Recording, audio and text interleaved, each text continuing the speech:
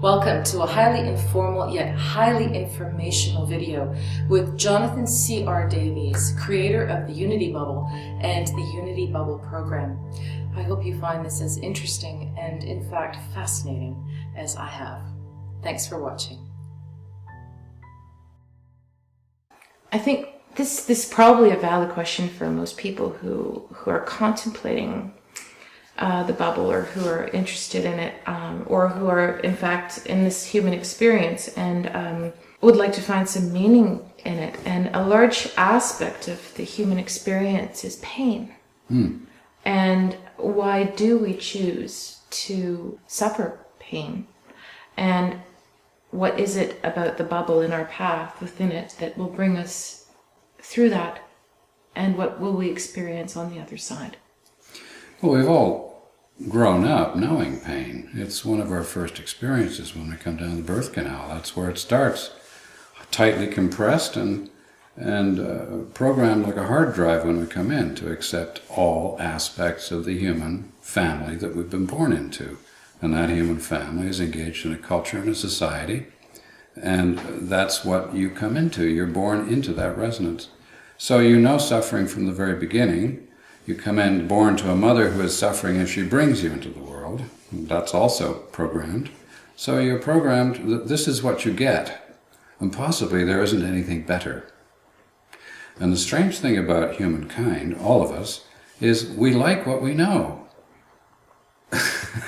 which is the craziest thing.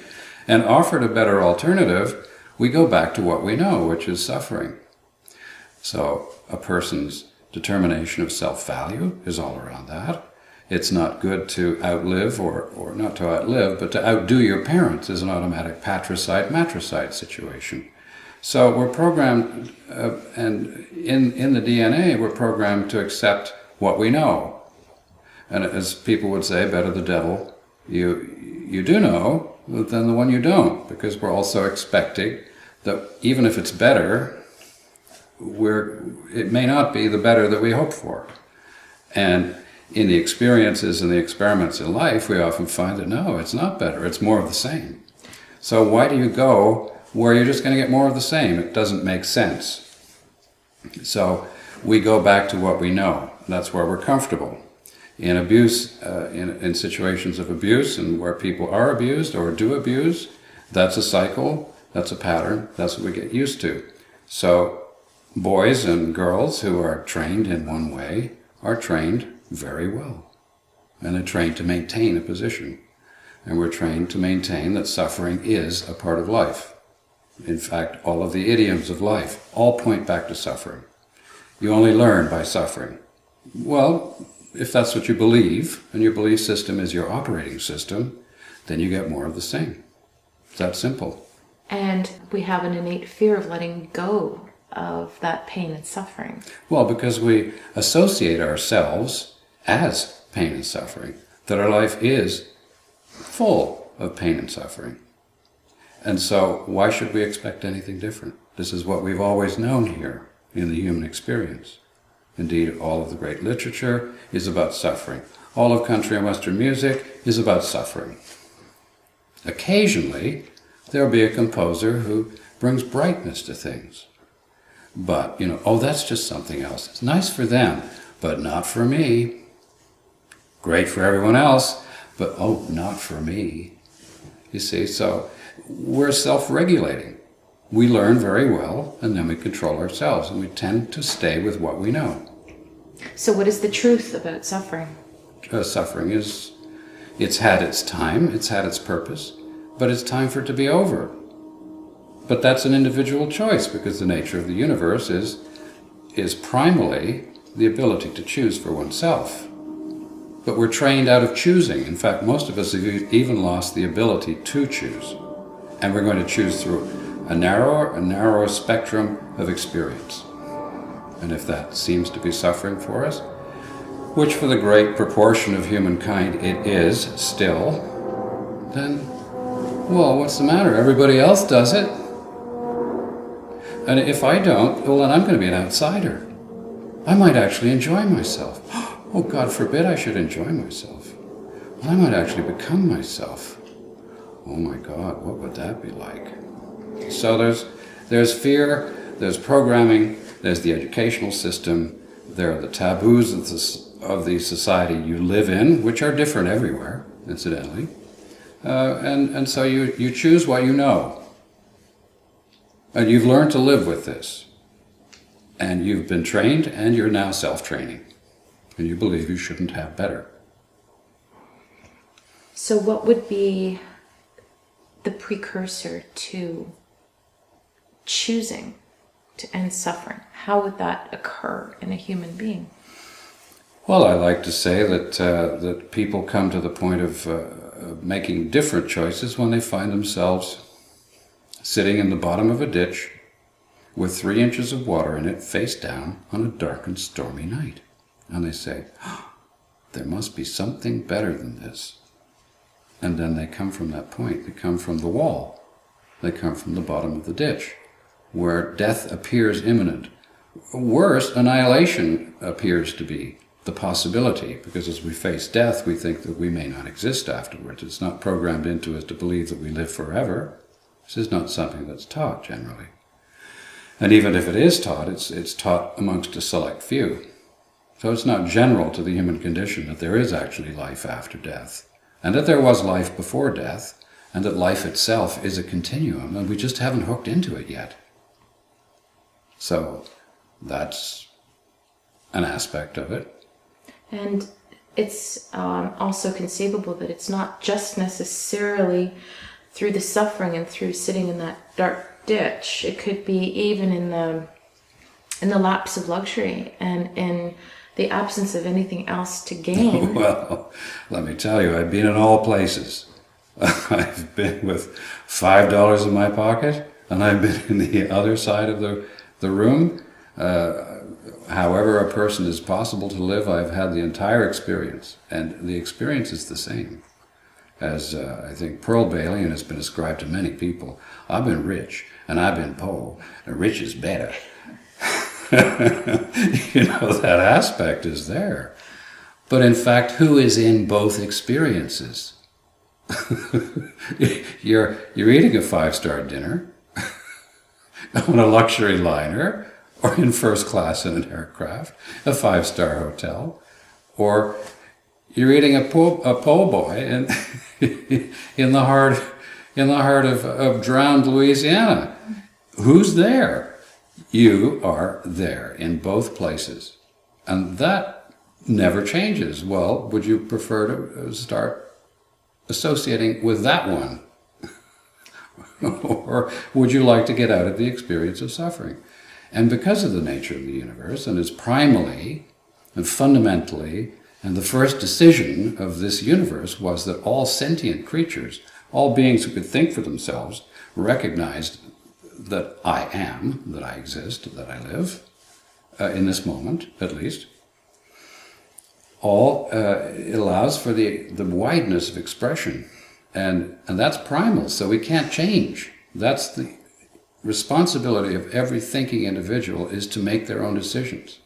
And unfortunately, the system has probed us, taught us, educated us, sparked us with cattle prods, to accept that somebody knows better than I do for me. So you give up all, it all goes into a mist. And you've got what you've got. And you externalize the world and say that everybody's doing it to me. This is fundamental. Everybody says, well, yeah, but they want this, or they want this, or, oh, if I do this, what will my mother think? Well, your mother probably, bless her heart, has done her best, but she's probably not thinking, for one. Mm-hmm. And she may find herself in the same place, but she also wants to do it. So when people get to the fundamental, the deepest places, the questions always remain the same. Who am I? Where did I come from? What am I doing here? And where am I going? But that's put to somebody else as a responsibility of somebody else to provide all of the answers. And in this Western world, it's very much a patriarchal society where the government takes care of us. Oh, we get so upset if the government doesn't take care of us, that the justice system doesn't render justice. So we abrogate our own sense of personal responsibility. And beyond that, isn't there an element of genetics? There is an element of genetics, but that would be a whole other conversation of going into how did we get here in human form.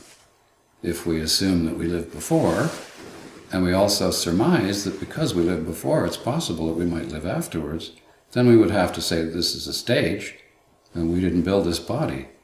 So where did that come from? That's a whole other level of exploration, which I can get into with people, but that takes us on a whole other journey somewhere else. It's relevant, but I don't think it's relevant to this particular time and place.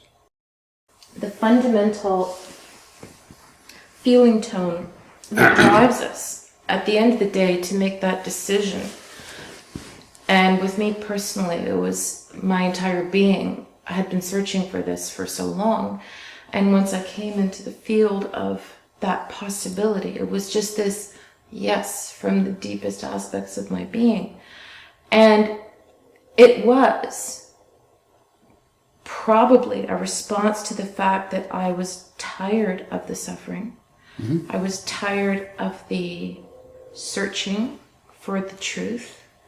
And I recognized that there was a path that you were offering to alleviate that suffering. So once again, I think this whole conversation, obviously it's evolved from the idea of suffering. So it is possible to make a choice. Would you call it a choice? Would you call it a leap of faith? In your experience working with people, what would you call that shift of consciousness? Well, I think the shift of consciousness is, as I've said before, you reach the end of the wall and you find yourself trapped in a corner, and it's like, is that all there is? And at the center, there's always a yearning for something more. There has to be more. And it's determining that you're going to take that first footstep towards the more. But it also deals with looking at all the things that stop you from moving forward and have always stopped you moving forward, and if you don't make a choice, will continue to stop you from moving forward in the future. And that's what you call doing the work. I call that doing the work. And fundamentally, as you've been talking about here, we've been going into, the primary aspect is resistance. It's resistance to being in the flow. It's resistance to being connected to life. It's resistance to saying, I could have more, which is a soul desire to have more. That's a continual soul desire, because all of the people on earth, for the most part, certain exceptions, are soul beings. And the nature of the soul is to desire more experience, more exploration, continuous, to seal this into the future, so that that's the nature of the soul, to explore and to experience. We can go into all kinds of other things, but it really doesn't translate. That's fundamental to our nature. And all soul beings would find that when they suffer, they feel stuck. And stuck means there's no more. And that means I'm stuck, I don't have a choice. So again, we go back to fundamentals. What's the universe about? Making a choice. If you find yourself in a universe where the whole exploration is about choice, and you find yourself unable to make a choice, you are going to suffer. That's the nature of it. So a soul is always looking to experience more and to explore forever. We don't think we're going to die. We think we're going to go on forever. When you get to my age, you've seen your mortality a few times. And we joke about teenagers who don't know their mortality, and they get to about 27, and then they realize, well, I've had some experience, I've made some mistakes, maybe I could open to learning a thing or two. And so we have this progressive journey. And we're given 70, 75 years to work it out. And for most, it's not the first time.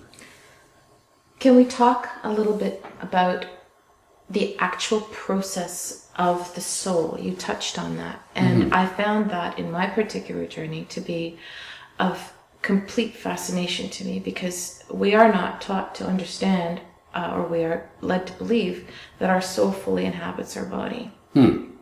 And that, as I found out through my protocols with the bubble process, is not the case. And the transformation, for the feeling tone is quite incredible. So maybe you could talk about that process a little. Well, the soul, I mean, without getting into a whole determination about how life streams work, how there are separations in the fields of life and the streams of life out from source, it's highly organized. It's more intelligent than you can even imagine the word intelligence would allude to. There is no word that's accurate. There are 1,000 names for God. If we look at one aspect of creation, I don't believe that God is the only aspect of creation. But one name of God is, if you think you can understand this, you are a complete fool. So we're already in the correct place. Now when we go into the soul stream, human beings are soul stream beings. They are at the end of the soul stream expression. Souls are expressed by an aspect of creation to live a completely independent existence inside this universe. And they live in a particular dimension, which we will say is a form and a space and a vibrational range of conscious expression. It may mean nothing to us here. In fact, many people are from areas of soul where there is nothing that translates. And when we talk about soul, we say they explore and they experience. We can talk about qualities of the soul and how a soul lives, and that's in resonance. Resonance is a big word. We understand it more these days. Think of Aretha Franklin breaking a wine glass with her voice. That's called resonance. So she is in total connection with that wine glass, and it responds to her. Well, on a soul level, there are certain qualities. And the qualities are A, awareness, and B, intention, and 3, focus. And there are aspects of the soul, so let's suggest that you and I are experiencing ourselves as a soul being. There's no language. There's no need for language. It's simply all understanding is in the vibration, the frequency, and the space in which it resides. So you have those 3 aspects. It progresses through time in some cases. In some cases it's beyond time and space. But the qualities of the soul are essentially the same. So we have this resonance aspect. And when a soul wishes to express itself in another dimension, it has intention, it has awareness, it has interest, and it comes into resonance with the field or the experience it would like to experience, it would like to inhabit, it would like to live in and experience more fully. And so let's say it looks at a human being. It says, I'm out here, those humans are kind of interesting. They're having an interesting experience. They're going through a great transition. They're moving from suffering into another reality. I'd like to be engaged in that. So it looks around like we might look at stars in the heavens, and it sees all these lights, and all of them are light, and it's saying, I wonder which one would be appropriate for me. And this is unspoken, non-verbal, fully engaged, looking out into the universe of people. Each one of them is a little bright ball. And then one of them goes, looking like the Star of David. We don't want to go there in particular. But it sees that, it focuses on it, it intends, and whoosh, it's there. So it becomes the enlivening aspect of the human body that's been created by another aspect, another stream of consciousness, on another exploration of a different kind. The nature is different. So we have a human who's connected to both the creational stream and the experiencing stream. The creational stream is a body that lasts for 75 years, average, maybe longer. Some people might live to 130. In previous times, people lived to 1,000. Possibly in the next 50 years, we'll learn to live to 1,000 and enjoy it. And so, the soul engages and puts a piece of itself down there. It's not all of it. It puts a piece of itself in there, and it sees how it works and sees how it plays out. And it's looking for interaction, just like a mother would have a daughter or a son who's looking for the interaction. You can't force the son or daughter to love you. What use would that be? Do you want someone to be forced to love you? It's contrary to the nature of life and how it expresses. So then it looks for an answer. It looks for the answer coming back. And the answer is there more to me than this? Is this all I am? Is this all there is? Is that all there is? And So the soul becomes far more interested in that particular individual expression of itself. And then there becomes a play back and forth. Wherever there's a question, there's always an answer. And as the individual human grows in awareness and sensitivity to the subtleties of energetics, of magnetics, of the life stream, of the gestalt in which it lives, and it starts to impart, as we talked about, meaning to this, then it develops a meaningful relationship. Who with? With the soul who projected it. So there's this back and forth play. And at some point, that being, of itself, of its own experience, bathed in sorrow, drenched in suffering, and hung to dry out, finally says, I think I'm ready. At which point the soul lights up. It's like the lights on the cameras come up, and the person finds themselves what? Eventually illuminated. There is a large part of the soul, and a large part of the interest of the soul is directly focused on the one that it created. And so there's a return home. There's not only a return home, it's a trip for both. Because the soul can't come to a human body, or to the world of humanity, and be engaging and influencing and having the experience unless it's born here. So generally they're born. They're born, and the time now is cosmologically that we're entering the time of the elimination of suffering. But that has to be a conscious choice. And all aspects of the life stream must be allowed to make conscious and individual choices for themselves. Only when the person or the individual or the being has lost the ability to choose will it be assisted. But consciousness, as I'm fond of saying, it always stacks the deck in its own favor. We're part of consciousness, but we've forgotten that. So as we become interested, we start to focus our attention back towards the source. And there are many determinations as to who that is, what that is. There are many world religions which all point the way. But when you really become interested in truth, you start to move away from religions because it's very prescribed. And most people will find that inside a religion or a school of training, there will be a prescribed level of education. For instance, you're in grade 1, you're going to experience the prescribed level of instruction for grade 1. You're not doing grade 2. If you start to ask grade 2 questions, come on, Jimmy, back here, focus on what we're focusing on.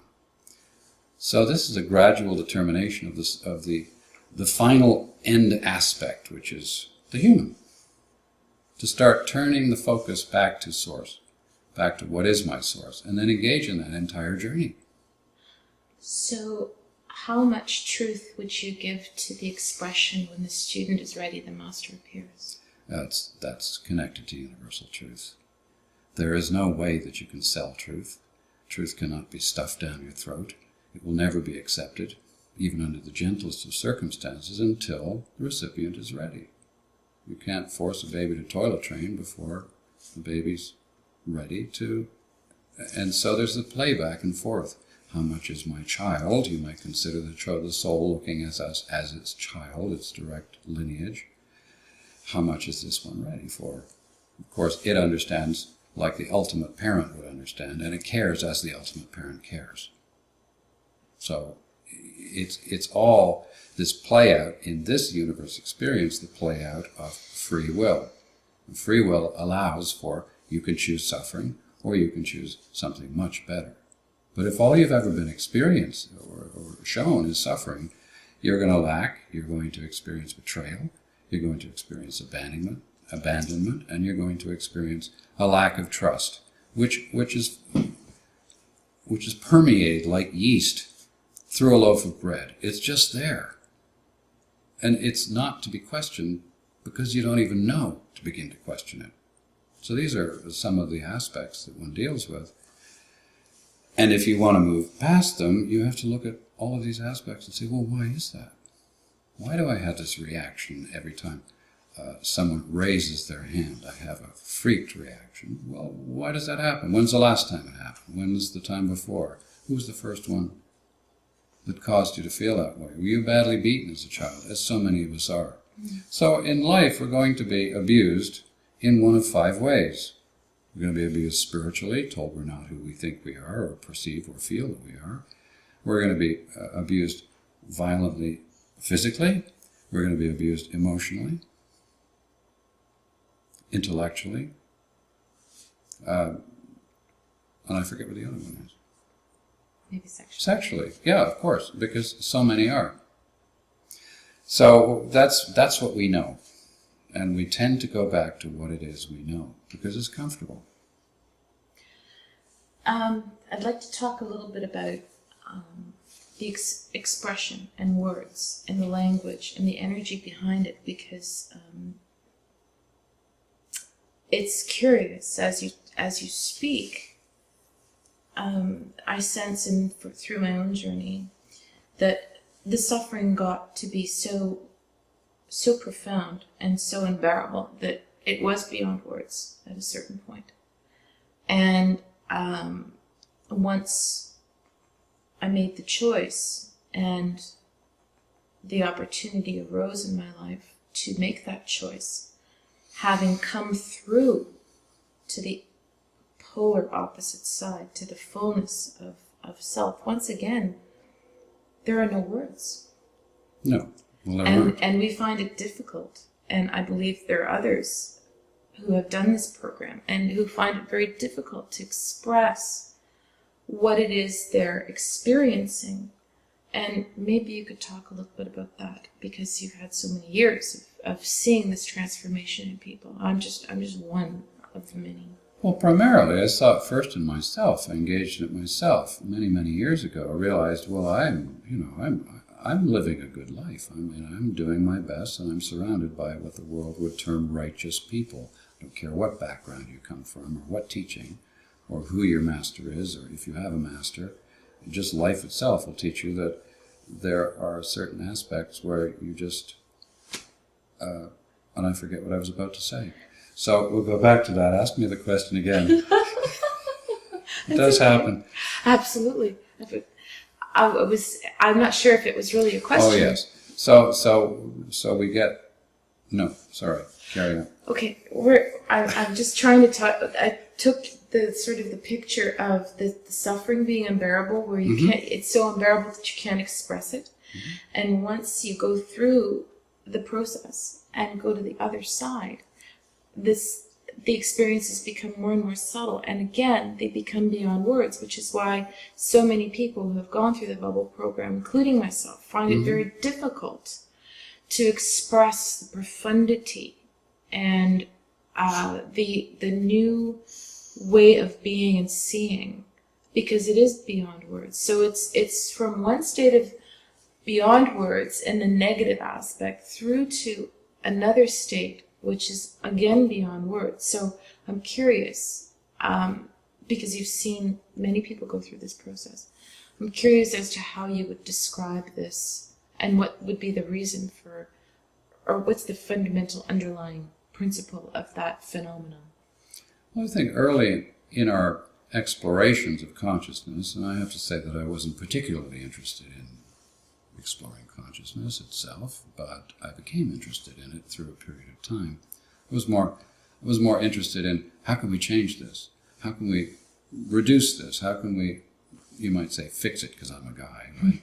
So fix it. How can we re-alter this? How can we tune the dial to, say, come in Tokyo? We're actually looking for the real thing. And early on in that exploration, it was explained to us that presence, for instance, my connection is, I've always felt a presence. I've never known what that presence was, but there was always a time when I could say, what does God think of me? Or what does the bigger, how am I in relationship to this? And I would always have a sense of feeling, and I would say it was the presence. It's just presence, and it's a simple word, and it entails so much, and we can get into pointers as to what that might be. But they said, well, these are the higher beings that we were in conjunction with. And you can leave this in or take it out or do whatever you like. And we had an early conversation about this, and it was really about presence. And with people early on in the late 19th, early 20th century, we're talking about, and I think it was Jung who said, truly, transformation only happens when there's a spiritual experience. And we don't really understand the word spirit. It, again, is beyond definition. So the idea was that if you experience the presence, you can transform. But just living your life, if you do it without presence, then there's no reason to transform, and there's no way to transform. The transformation is possible. So any real change in life, people have a moment of connection. They might experience it or express it in a number of ways. It depends on the language, it depends on where the person is in their experience. But they will talk about this presence. And what is that presence? And they said, we were told that, the challenge is that people do not experience the presence very often. And if you look around the institutions of the world, whether they be government, whether they be high-end spiritual experience, look at the Taj Mahal is a symbol of the presence of the love of a man for his partner, his life partner, the one who is dear to his heart. That's an external indication of how he felt inside. And it stirs the presence in each of us because we recognize going through the process he did a beautiful job in building the Taj Mahal. This is a magnificent structure. And every aspect in it was built according to the presence he felt inside with regard to the love he had for his wife. So that is an expression of a man's love for his wife, his partner, his life partner, someone who he feels dear, intimate, and connected with. If we look at the great temples of the world, we're talking about the presence. They talk about the presence of the showbread. If you walk into a Supreme Court or into the U.S. Capitol building, you look at this vaulted space. You look at the statues of all the founding fathers, of all of the great explorers, and they surround the entire area. What are you intended to do? You're intended to feel the presence of the country. So you go, oh, it's awe-striking, and you feel awestruck. So the intention was to work towards establishing the presence, and I've been in some of the temples of the world, and that's what you're looking at, the presence. Okay, call it the presence of whatever you want, but you're in the presence of God. Okay? There are many determinations, many different. There are 7 billion people on the planet. There are 7 billion determinations of who God is and what he is. He's definitely not human. The experience of God is not as a human. And humans can put the labels on to think that, he's this way. He ain't that. And we go back to that determination that there's 1,000 names for God. And the most meaningful is really, if you think you can understand this, you are a complete idiot. So if we go back into the presence, then we've seen it, we've experienced what we think it is, but it's all from the structure itself. It's not from the source, although the source may be the fundament, the impetus or the intention is to draw the source there. Temples are built to draw the presence of God, so that there is a presence of God because the temple structure is built to mimic and to vibrate exactly that aspect. But it's the presence. And so when we move into a definition to want to be in the presence completely, then we start to evolve quite rapidly because we attract that frequency to us. It becomes foundational to our own determination. We then know, because we can experience the presence of someone else, and we have an internal indicator that goes, presence, this is real. This is truth. We have indicators in the body. Your hair stands up. There's a warm arm that comes around your shoulder. There's a voice that gently whispers in your ear. Or when you're just waking, not sleeping, or sleeping, not waking, there's a live, actual, physical voice that says to you, as of today, your life will change. And you go, what? What? Who said that? I know there's somebody here, but the house is empty. So we're experiencing aspects of ourselves coming into alignment with the presence. So you're saying, in effect, that it is because it is the real deal, it is the actual presence of the divine, that we fall away from words and we are in an experiential mode as opposed to an intellectual mode. Yes. We're in an experiential mode, and the mode is beyond emotion. It carries heavy emotion with it, but it's actually far deeper than that. Now, one of the aspects that we were talking earlier with regards to the soul is a fundamental aspect that the soul feels. For instance, we're in, and you're in your soul form, and I'm in my soul form, and you put your attention on me. Guess what? I am totally aware of you. This, the nanosecond you put your emotion, not your emotion, but your feeling, you're feeling into me. I feel you exactly as you feel me. There's nothing hidden. There are no games. There's no anything. I know your entire experience. So that's a quality of soul, is feeling. And that is the feeling that associates us with truth. And feeling is without words. We usually have to ascribe words to it. How am I feeling? And we go in, we ponder, we go deeper. Meditation brings us in touch with our feelings. This is not emotions. This is not intellect. This is feeling, which is profound, deep, and associated with the nature of our being. So when we connect to that, we're connecting to truth. It is always true how we feel. We make the mistake of believing that our emotional field is feeling, and the language actually has put us there. It's not the truth. It's been known in times past. Yes, it's being brought out again, but this is the nature of the truth. So when you feel, it is always true. And feeling is the direct connection of your soul to yourself through the life cords into your heart, which is why people say, you got to get out of your head, buddy. You got to get into that old heart, right? And that's the truth. So we start to appreciate truth. We start to taste the nectar of what it's like, of that place without words, and we start to live from there. And our experience changes. The nature of how important our vocal cords are shifts.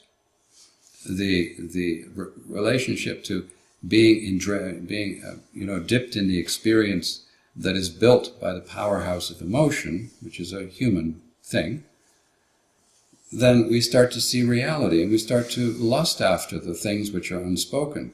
Part of the challenge that people have in doing this work is they don't know what to say. Because feeling does not carry words, it has to be translated.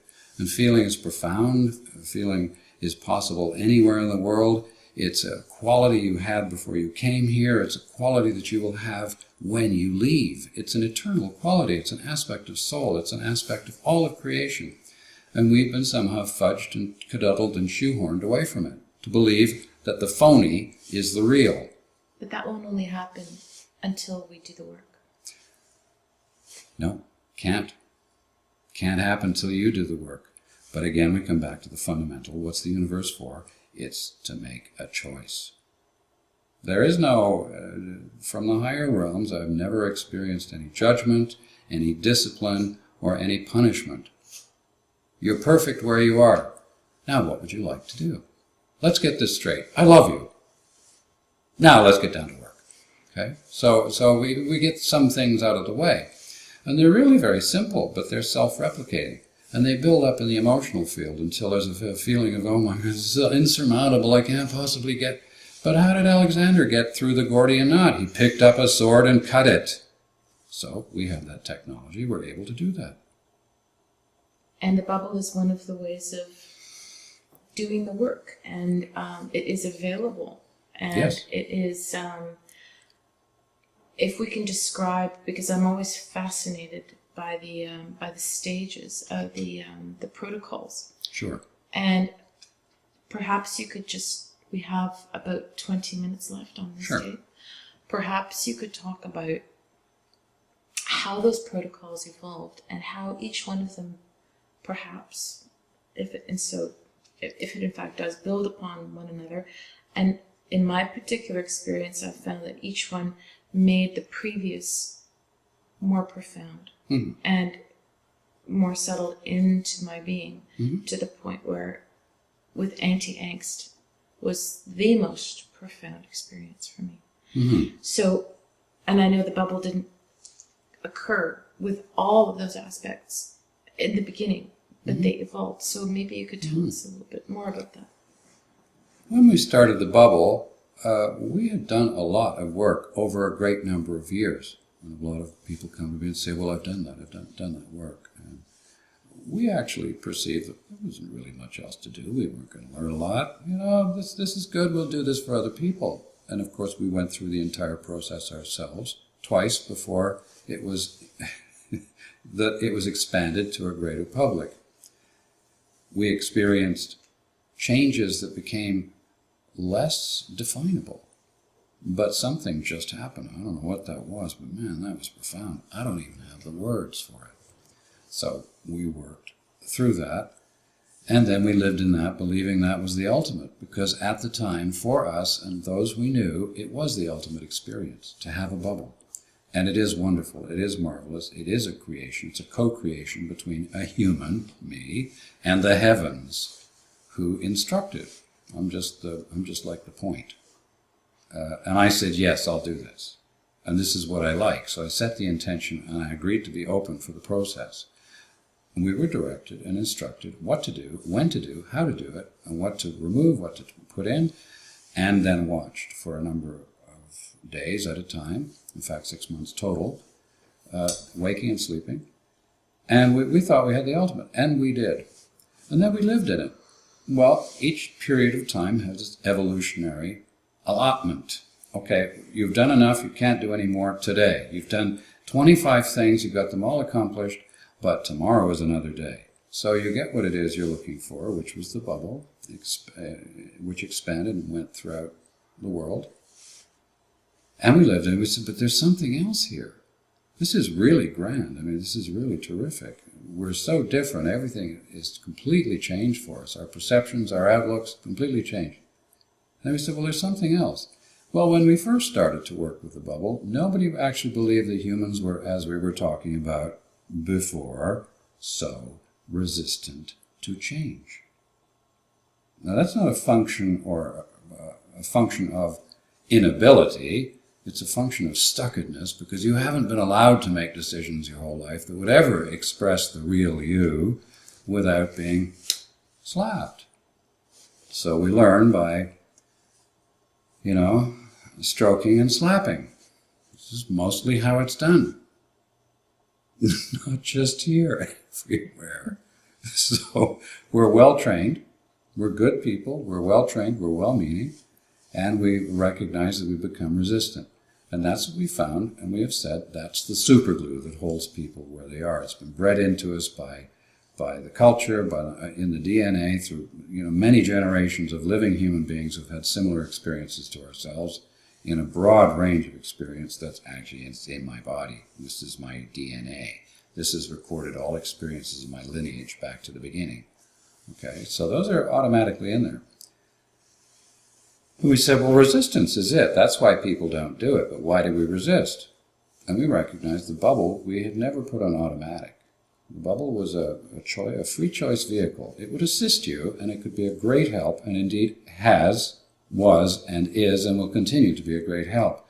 But it doesn't take away your free agency, because that's fundamental to the foundation and the continuing floor of Avenue, the floor of the granary, where all the work is done above, is based on this free agency. So anyone who, sorry to interrupt, but anyone who just has a bubble is missing 9/10 of the experience, even though missing a lot of it.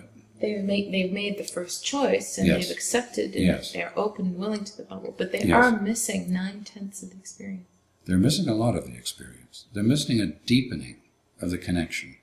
They're missing aspects that have been, as we found, set up by consciousness and given to us, like I say, the Easter egg hunt. Oh, there's something out there, I can smell it. I wonder which way it is. And then we go out, and we, by determination, by our engagement, by our interest in, there has to be something. There's a slight abrogation in the force field here. There's a cut in we're not quite getting the full force anymore. So we went out and we found what it was. And the second one seemed to be the choice, the personal choice, to stop resisting. Okay, the first one is you just kind of want a bubble. You really don't even know what you're getting into. Well, after you've lived in the bubble for a while, you realize this is really grand. This has completely changed my relationship. I see that other people open up to me in the middle of nowhere. People smile at me when I go down. I haven't changed. I didn't do anything. I don't know them. I never met them. I don't know them from Adam. And they're coming up and telling me their life story. I see that my job is giving me offers that were held away from me for so many years. I see that everything is working. And then you start to scratch your head and say, but there is this other thing. And we found it was resistance. So what is resistance? Well, that's the natural way that we've learned to live, that I resist movement. I want to stay in what I know and what I'm comfortable in. Nobody comes into this world saying, I want change. I mean, only politicians say that. And they only say it for political movement because it rattles the inside. Yeah, let him do it. Let him make the change. We'll go along with it, but somebody else got to do it. So this one is like, no, I'd like to change. I'd like to open myself to change. And I'd like to put myself into the flow of life. So that was the next one, which came back to us. We realized it was about the flow. About why does all this work, but somehow I feel disconnected to it. Well, I'm going to make a choice to connect with it. And as a result, then you now know a lot more about yourself, and you can place yourself on that slowly moving river of life and go down at your own pace. But you're now part of a much broader experience. You've opened yourself to deeper levels of understanding, deeper levels. Each one of these puts you further out of the realm of language. Okay? And then the next one after that was, well, there's something here, and it seems to be about societal patterning, because these are the fundamental things. For some, there's not enough. I don't know why there's not enough. There shouldn't be that way. I mean, it's unlimited out there. There's got to be more where this came from. So it's another way to hook in, is to give up the restrictions, which are other ways that we've learned and are self-governing in. No, I can't have that. It'd be nice for somebody else, but not for me. So it's levels of this. So it's giving up control, then giving up resistance, then giving up restrictions, and then? After the one which came back to us, we don't name them, we say this is the fundamental. The word here is restriction. And then people live the experience and they say this is about breaking the bonds. What bonds are we talking about? The bonds that are placed on you at birth. You've already learned. You've been programmed coming down the birth canal. Secondly, the actual experience of your society, where you live, go to school, your teachers, your friends in the playpen. The whole experience leads you to living in that fashion. So the next one is really about breaking those bonds that you are frankly unaware of. Why are you unaware of? Because you can't see them. They exist subconsciously. You've been patterned subconsciously. Because you didn't know any better, you allow yourself to continue to be patterned subconsciously. Whenever you're not conscious, you're unconscious. So therefore, there's a lot of the day that you're unconscious. Advertisers get little words in there, and all of a sudden you're buying scope. You never saw the thing before. You reach it off the shelf. Oh, I don't know about this. I'll give it a try. Hopefully they get you for good, but... And it goes even, I would understand if you can extrapolate a little, the very core of male-female relationships and how we are taught to respond. And there's a lot of, suffering around those preconceived notions of who we are as men and women in this earth experience. Well, much of this comes from other places, other times, whatever. It's somewhere else in the universe they're experiencing this, but it's part of our gestalt. So it takes care of all of that too. So things come up, they're brought to your attention. I wonder about those three little words, a stitch in time. How many of us know a stitch in time? Hopefully we learn that, that's useful. But most of those, like country western music, the idioms are engaged, and the common denominator is I suffer. So breaking the bonds allows us to see them for what they are and say, is this useful to me? How has this ever helped me? Has it ever made me $1 or given me a meal? So that's the next step. We break the bonds. And again, all of these roll out. They continue forever because you have to have in your own life, you have to have your journey and your experiences, which are completely unique to you, and the timing is always important. So you might have heard the same thing 20 times, and then you hear it that one time when your left ear is open, right ear, whichever, you go, oh, look at that. I've lived that way. Is this useful for me? I don't think so. And so you become more conscious, and your decisions tend to stick better if you're more conscious. So that was that aspect, breaking the bonds. Well, by the time people have finished breaking the bonds, we now have okay, man, I've done a lot of work. And this is like, I've done it over years, and I'm a little tired. I need a vacation. Well, people go to the Caribbean, they go to the Maldives, they go somewhere else in the world. They go to Europe, they have a big vacation, they get on a cruise ship, they fly someone else. Vacation. I need vacation. I need a vacation. I've been working so hard. So we thought, well, I need a place that's mine. It doesn't belong to anybody else. That no one's touched. It's untouched by human hands. It's untouched by the ideas of another. It is my place. It is my place. It's already probably designed, but I want to have my own playground and my own garden. And so we called it the garden. We call it in the garden. You don't want to be going into the garden. You want to be in the garden. And so you enter that place from whence you come out when you want to, but it's always present. And it's your own place, and it's inside, and you're also inside your bubble. So that's really the place of peace, where you begin to experience deeper levels of peace, although you do. The entire journey is greater and deeper levels of peacefulness. And then after that is over, we then have what we call the open heart. Again, not opening the heart. Who wants to go through the entire process? You want to open your heart? Let's open it. Bang. But meanwhile, in all the work that you've done, you recognize you're not this. Oh, I am this. How wonderful! And you build up this archive of your understanding of self, this library, this museum of you, that you wander the halls at night, that you can go in any time you like, that you understand, oh yes, I put that in the archive a long time ago. That doesn't affect me anymore. And you now move into a place that you have your own place. It's now safe to open your heart. Because if you talk to people who had their heart blown open, or their heart's open, they could experience this kundalini, they could experience it in many different aspects, but there's a sense of God, this is painful. And it's very hard to keep your heart open because you feel everyone else. You know what they did that day. You know by one single glance at them, you know the nature of their life and how much they suffer. And you go, oh, that hurts. And you can only take it for a certain amount of time before you will close your heart down. Many people might want to be like Jesus or the Buddha.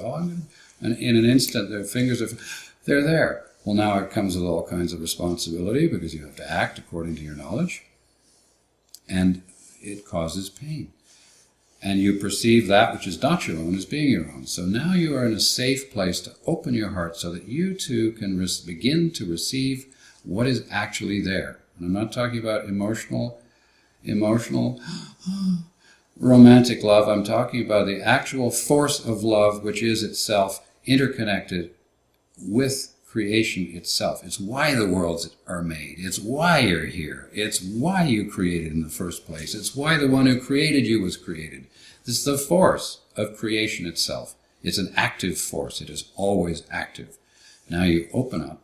You can express to your heart's content, but you're also getting the information field sent out from the force of creation. You're picking up the frequencies.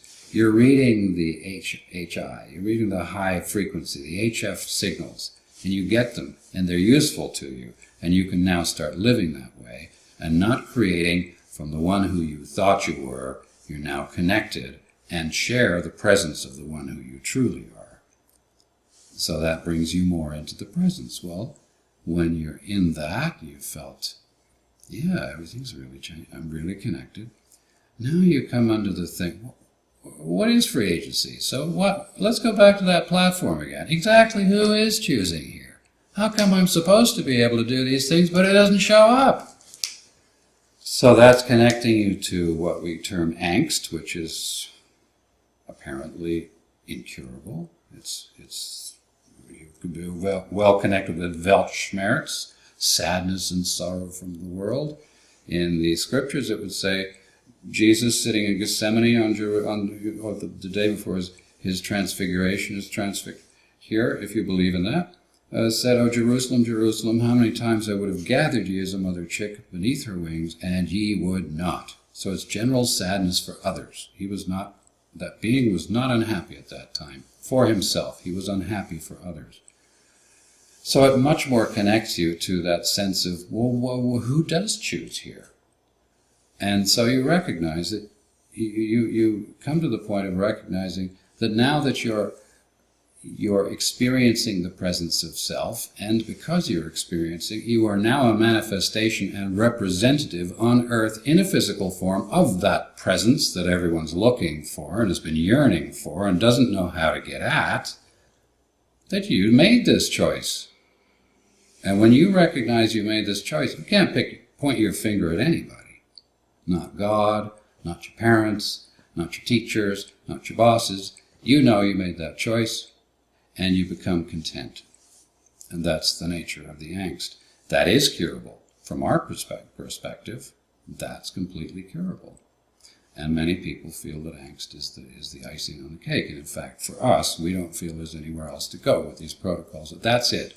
When you've finished with that, you have finished what it's possible for a human, normal human being, to experience in terms of finishing their work. Okay, so now your work's due. What would you like to do? Now that you've finished the big job, how would you like to live? And you've already got to the point where you're not saying, well, not for me. And you've learned how to feel into, which is the creational part of self. You've learned how to let go of the production to the universe, which is perfectly designed to do that, provided you allow it to do its job and can get out of the way. And that's the fulfillment of the program. What do you want to do? What do you like to do? What would you like to do now? Exactly, which can be overwhelming in and of itself. However, I guess the next thing we can talk about is exactly that, getting to that point where you're no longer a human doing, you become a human being. And it doesn't really, whatever you do, doesn't have the same emotional charge. No. And it may very well be that you may completely do something different. You may embellish an aspect of who you are and what you are doing and take that in another direction. Or it may be simply a continuation of what you were doing before, but with a greater presence.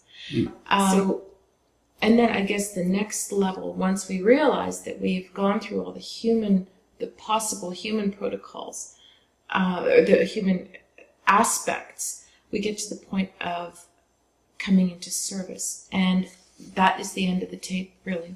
So I just wanted to get that out there. So if you would like, we can get the response on the next tape. Because we're running this, we have 1 minute left on here. Okay. Okay? Mm-hmm. Excellent.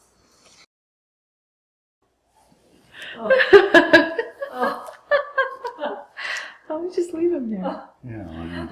Yeah, why not? Well, we're recording again, and we have a little visitor that's come to, who's enjoying the energy, and he's sitting right behind you. Isn't that wonderful? Mm-hmm. Okay. So we were talking about the moving from experiencing all of the states of human development or the human condition as it becomes slowly dissolved into the light of consciousness, and the human experience of coming to the point where, okay, now what would we like to do, or what is it indeed that we're here to do? So I'll leave that to you to now extrapolate. A lot of this work is about nature. If you study nature, you see an elm tree is an elm tree. It's not an ash tree. Humans get involved and they go elm ash or ash elm. They will develop other things, but fundamentally there's a nature to an ash tree. There's a nature to a tomato, although there are many different species. We still know tomato when we hear tomato. And so it is with humans. So what we're looking for is rather than ignoring the nature, what a human's nature is, and each one of us is unique, and yet there are fundamental core things that remain the same. We are 7 billion varieties of human, and that's what we experience. There might be 45,000 different varieties of tomatoes. But if I say tomato, you understand my meaning. If I say human, you still understand my meaning, but what are there, 5 different central races? And so there are differences, and yet fundamentally every man loves his children, every mother loves her children, we all want the same things. We all yearn for peace and somehow think it's beyond our, because we are, again, experiencing the world externally. But if we go back to our nature, and we go back through all the work of the aspects which are truly not of our nature, we are not naturally violent. That is not something that people are. People live peacefully. You live peacefully with your neighbors unless you put under duress. So if we go back to the central nature and we accomplish eradicating all the aspects of self that we perceive as parts of ourself, that we bought into as this is part of me, and say, no, that's not part of me. Has that been useful? I really had enough of that. And we drop it, we get back to the bare, basic nature. Well, the nature of something carries its presence.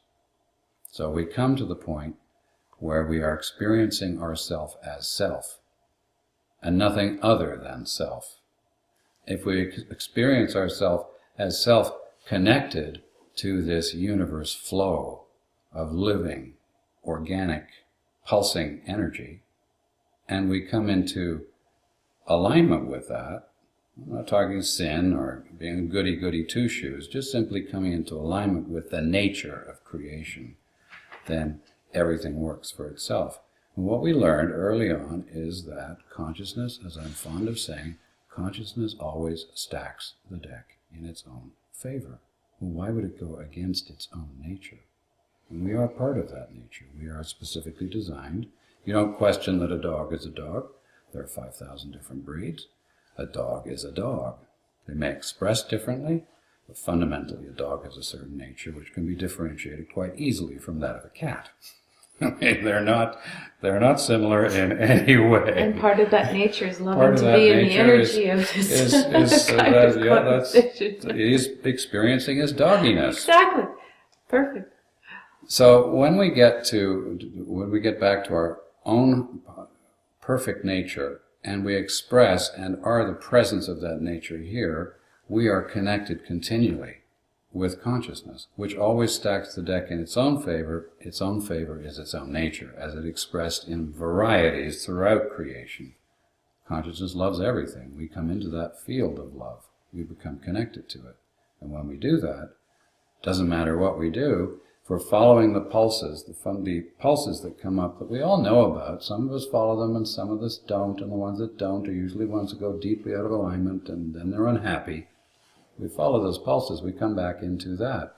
Then we can simply express self and be self. We are self, I express myself. I would like to go out today. I would like to leave the house today and go shopping. We do that, then we come back home and we experience what it was that we did inside the house. So it leads us to connection with the life forces itself and understanding if we put our attention and want to know more, it is instantly available to us. It does not have to come through an intermediary like myself. I'm just sharing the journey with others who are interested in these kinds of explorations. And being a soul being, you are interested in exploring. You are interested in experiencing. Why do you go to the Caribbean if you don't want an experience? Why do you travel to the remote jungles of Amazon, as my son has done, unless you want the experience? And that's what we thrive on. So if we follow our nature, how can we go wrong? We've been designed to be that way.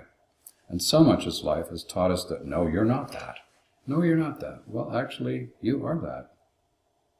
And so it leads you into fulfillment of coming back to connection with your source, who is you, at a higher level that cannot be seen but can be experienced. And as you were mentioning, a lot of these aspects people don't know how to speak is because how do you express that? It's not possible. There isn't language for it. I know German's good in philosophical explanation. They have a lot of words that are emotional descriptors. English is a good language for business. So we're kind of stuck on what we can use. And so I say, wow, or cool, or holy. But a lot of people consider these things to be sacred. And when you go into the sacred, there are no words to describe the sacred. Why would you have 1,000 names for God if one of them would do? And none of those words will describe the elephant. Just a glimpse through a keyhole. So we step through the keyhole onto the other side and are continually connected. And at some point, I guess for some of us, maybe for all of us, I'm not sure. Maybe you can share this with us. We come to the point where we realize that we're here to be in service. Ah, yes, yes. But that service, for me personally, it's not being a slave. It is the antithesis. It is the total liberty to get out of the way of the ego and the self, and to allow one's purpose to flow through one to others, to be an open conduit.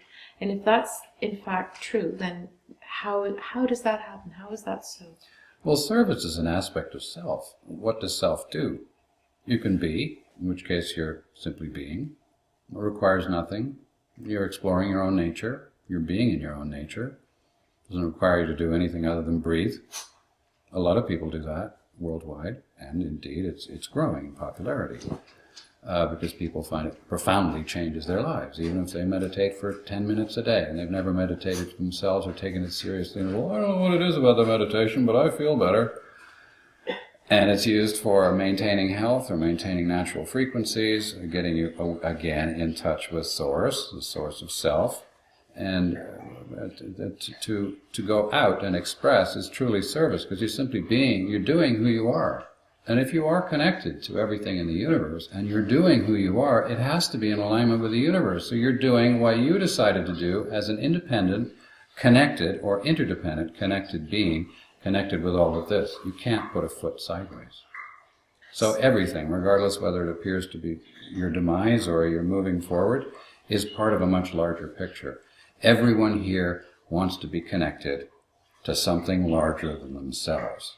But if they're doing it from the ego, which defines them, oh, I can't have that. Oh, not for me.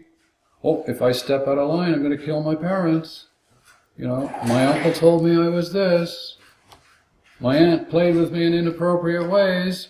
Whatever, that is not who you are.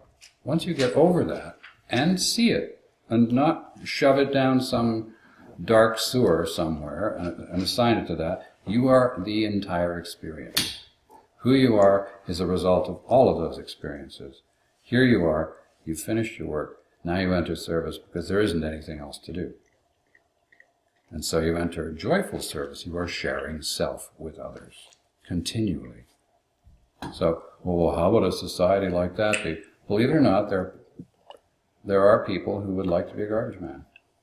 Not my chosen profession. There are people who just love to do garbage. Well, gosh, they get all kinds of neat stuff left out in the curb. I don't know why, but they do. So every aspect we're worried about, someone will step in to handle that. Right. It's and that's really the bottom line, isn't it? Mm-hmm. And it's the same for everyone who goes through the bubble program, isn't it? I mean, but you'll find your own source of expression. Is that correct? You do find your own source of expression. You don't even find it, you just become it. Because it's already there. In many cases, people have been exploring, experiencing in a lifetime, learning a skill. To think, well, yeah. Well, then that's taking over the motivation that somebody else didn't tell you to do it. I love this, and I'm going to keep doing it. Wonderful. You've made that choice. You've come back into your right in this universe to be here. You always have a right to choose. Higher beings never interfere unless you've passed the point where you've lost that ability to choose for yourself. They will assist you at that point. They only help when you can no longer help yourself. Just as you would a child. You let the child fall until it can't get up, and then you come and lift it up, and then you put it on its feet again, and it runs and does what it wants to do. So we're back to the original topic of the suffering. So we can see how that would dissolve completely in the light of that awareness and that presence of the self, the full presence of the soul in the self, and being as you are and doing as you are. Yeah. That doesn't mean that we lose compassion. Not at all. In fact, you gain compassion. What you do lose is you lose sympathy. You lose pity. You lose any concern for the "oh, poor me" syndrome, because you see it for what it is, a game. You're beyond all games. You don't play games anymore. You'll say exactly how it is because they need to hear it. And there's not many people in the paradigm who will say it. And they have to hear it. And the idea of presence is, when you become yourself, you're the presence of self. That in itself is a gift to everybody you know, because that's what people crave. They crave the presence. They crave attention. They crave self-stroking. And they feel it. And not only that, but when they see you as presence, they say, it's possible for me. So you become a standard of what is supposed to be there. This is the original. And when you complete your trip and get back there, you are once again the original. You're it. There ain't nobody else. Nobody's showing up. No, you're not getting a visitation. I'm here. I'm now. Explore and enjoy. Well, in the true spirit of Christmas, because today is December, lost track. December 26th. December 26th, the first day after Christmas. Yes. The words that come to mind are joy to the world. And thank you, Jonathan, and thank you, Hazel, for bringing this great joy to the world. Well, it's been a great pleasure, and it continues to be a great pleasure to just be me. And we keep working, and there's obviously more tomorrow and more later today. So that's part of it, is that from the aspect of self you get to explore all of these things. And remember, because you're without the dross and the mud and everything else, it is truly a new experience. It's brand new. And like I said, joy to the world. Joy to the world. Bye.